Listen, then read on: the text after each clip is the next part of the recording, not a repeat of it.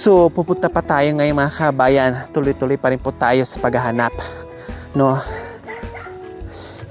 Tara mga kabayan, nakita nyo pa rin. No, yung aking likuran, mga dinadaanan mga kabayan. No? Na napakaganda maglakad at lumanghap ng hangin. So, ayan po mga kabayan.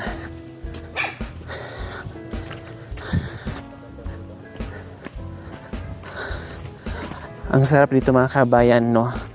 At may duyan kaming dala na sasakyan.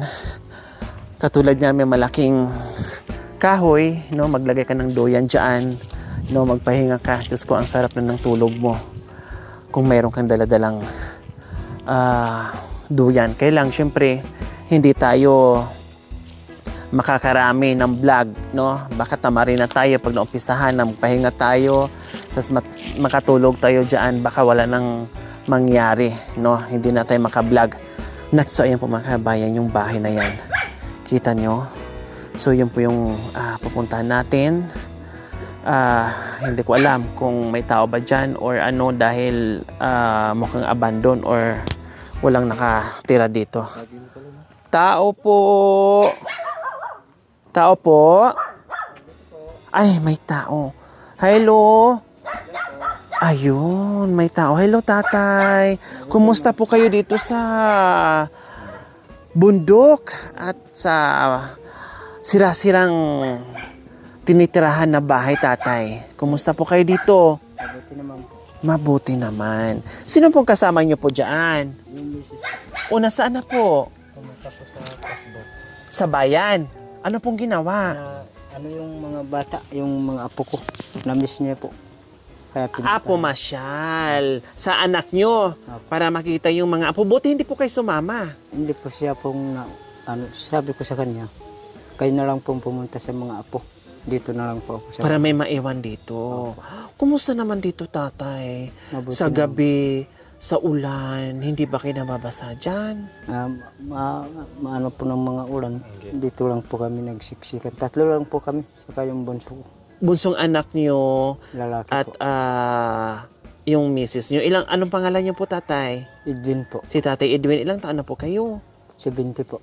70 years old. Ilan po ba ang anak nyo, tatay Edwin? 5 po. 5.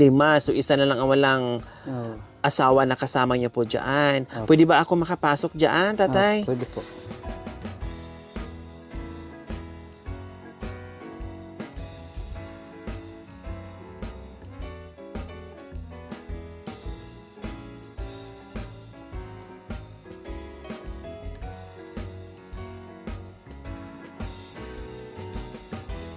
Dito na sa loob ng mismong bahay, no. Ayan, nagpahinga din yung dalawang tuta. Kumain na po kayo, tatay Edwin? Oo, kumain Tapos na. na po kayo. Anong inulam niyo po? Wala po. Asin Ha? lang po. May lamok yung ano nyo. May lamok. Ayan. Ayun, gano'n nyo po. Ayan, natanggal na. At asin ang ulam nyo. Opo. Wala po kayong ulam? Wala. Bakit wala pong mga gulay dito, tatay Edwin? Mayroon pong gulo pag hindi na po makakuha, asin na lang po para makakain. Pero may mga pananim po kayo. Opo. Ano-ano po ang mga pananim nyo sa bukid, sa bundok, dito sa inyo? Mga luya po, Luya, tapos mga gabi. gabi. So, siyempre, naghanap din siguro kayo ng masarap na ulam. Hindi naman pwedeng puro lang gabi araw-araw. Di ba? Tuwing kain gabi ang ulam, siyempre naghahanap din kayo. Sana pag-uwi ni nanay mamaya na galing doon sa isang anak nyo, ay makadala siya ng medyo masarap-sarap na ulam. Kasi ang ulam nyo pala ngayon, tinanghalian nyo ay asin. Ano ba? Ang daming kaldero, pero walang ulam. Anong laman ito? Wala po. Tubig. Ito, kanin. Ito, wala. Wala po. Butin lang kahit paano, tatay Edwin, hindi kayo nawala ng bigas or kanin. Kasi yan talaga ang importante. No, yung asin, mapagtiyagaan talaga. Sige, upo po tayo dito, tatay Edwin, para hindi po kayo mapagod. Ayan, sige, upo lang po kayo. Mahirap kasi pag yung bigas ang nawala sa loob ng bahay, tatay Edwin. Mahirap yun, gutom talagang abutin. Hindi baling asin, pwede mong ihingi, no? Hindi baling asin na mawala sa loob ng bahay.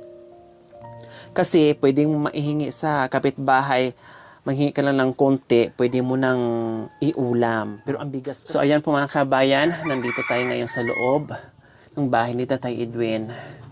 Ayan. No, alam niyo po, masarap tumira sa bundok, no? Basta wag ka lang bagyuhin, wag lang ulanin, kasi kung ganito ang buhay mo, ganito ang bahay mo, no, hirap. Talagang mahihirapan ka talaga dito, no? Plus, yung pagkain, ayos naman, basta masipag ka lang, makakaraos. Yun nga lang, salat ka sa pera at bigas, kaya lagi natin sila nadadatnan na walang bigas, walang kanin, puro root crops ang kinakain nila kasi doon sa mga pananim nila. Okay, labas muna ako, tatay. Saglit ha, dyan lang po kayo. So, ayan po mga kabayan, itur ko kayo sa bahay ni Tatay Edwin. Ayan po yung labas. Ayan. Ayan po ha, iikot po ako. Ayan. Ito naman po yung likuran. Ayan po mga kabayan, no. Akala mo daanan dito pero hindi po. Merong kulambo na nakalagay dyan. So, ayan po. Ayan. Diba? Tinatanong mo mga kabayan, ang isasagot sa iyo, kumusta kayo dito? Pero ang isasagot sa inyo, okay lang po. No? Kaya tayo mga kabayan, kung anong buhay meron tayo na kahit papaano ay nakalamang tayo ng kunti sa kanila, pasalamatan na lang natin yon. Kung meron tayong pagkakataon na tumulong ng konti, magbawas doon sa kinikita natin, why not? Lalo na pag yung mga ganito ang tutulungan natin na talagang salat sa buhay. Na kahit papaano ay walang reklamo, nagsipag pa din, lumalaban sa buhay para may makain at may maibenta. So ayan po mga kabayan. Kaya nilagyan na lang ng trapal kasi nagkatanggalan na yung balat ng saging. Ano ba naman yung puno, no? Yung puno ng saging mga kabayan, di ba buo yun? So, pinagtanggal-tanggal yung mga kabayan, no? At nilapad, ayan. And then gawin na nila ng dingding. So yan lang. Mga ilang taon din Tatay Edwin bago rurupok yung balat ng saging. Dalawa po, dalawa. Ay, aabot din siya ng 2 taon? Opo. Wow! No, aabot din pala ng 2 taon mga kabayan yung balat ng saging. Ayan oh. Oh. Okay, Tatay Edwin, nandito kami kasi meron kaming pasalubong sa iyo. Ha? Kasi nag-iikot kami dito sa lugar nyo kahit medyo pahirapan, no? Malalayo yung mga bahay pero talagang susuyurin namin. Akala nga namin nung sa taas ay wala nang mga bahay dito pero meron pa pala Tatay Edwin, ano?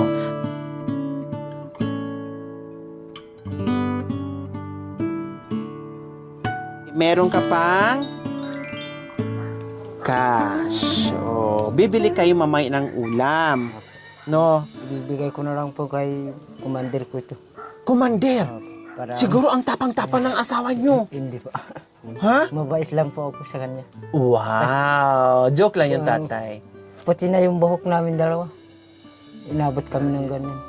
Opo. Yung Panginoon, sinasabi siguro sa amin na kayong dalawa magkaabot ng ganyan. Baka sinabi ng Panginoon na mayroon darating na nagbibigay ng biyaya sa inyo.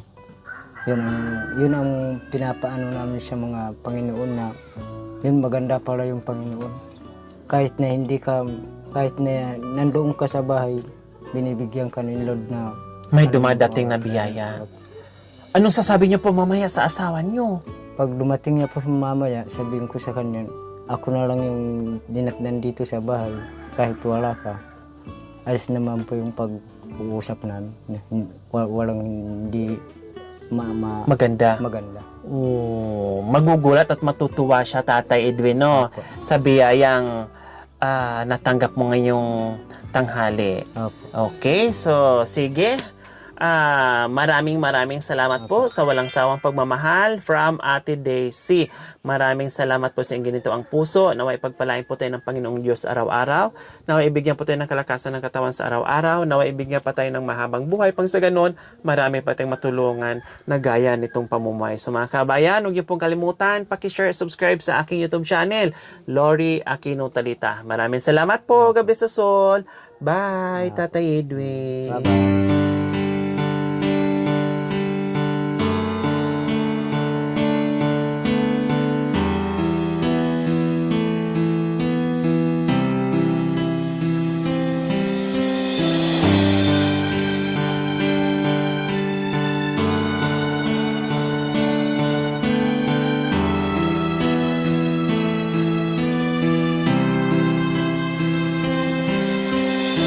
Para sa kababayan, hangad lagi ay ang kabutihan.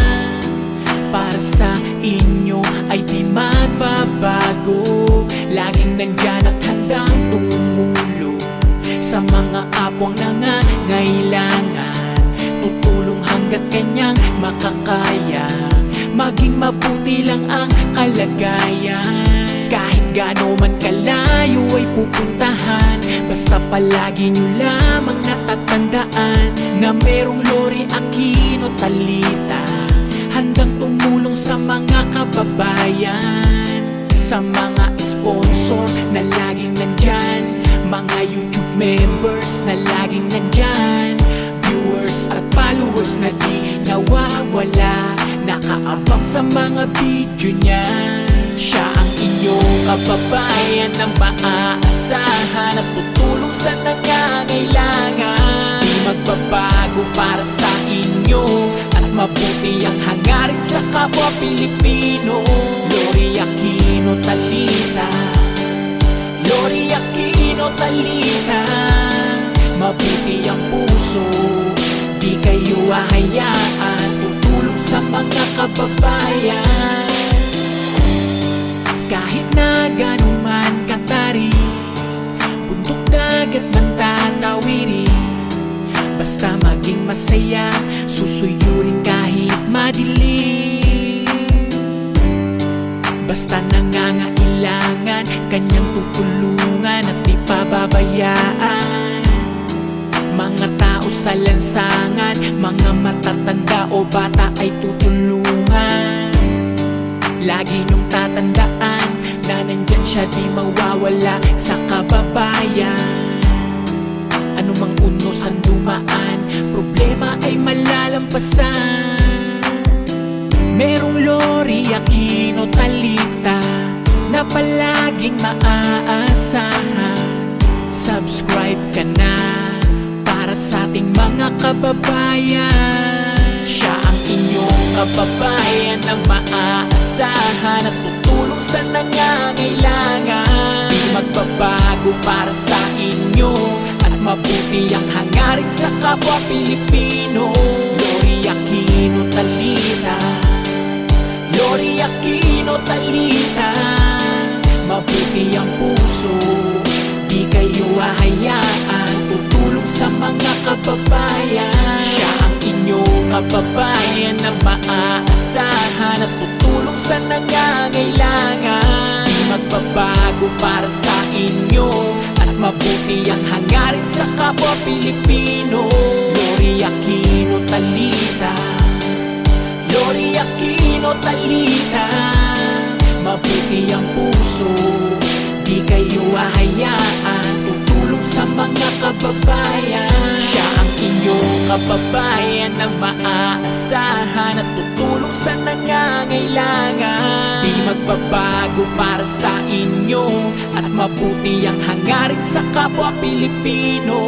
Lori Aquino Talita, Lori Aquino Talita, mabuti ang puso, di kayo hahayaan, tutulong sa mga kababayan.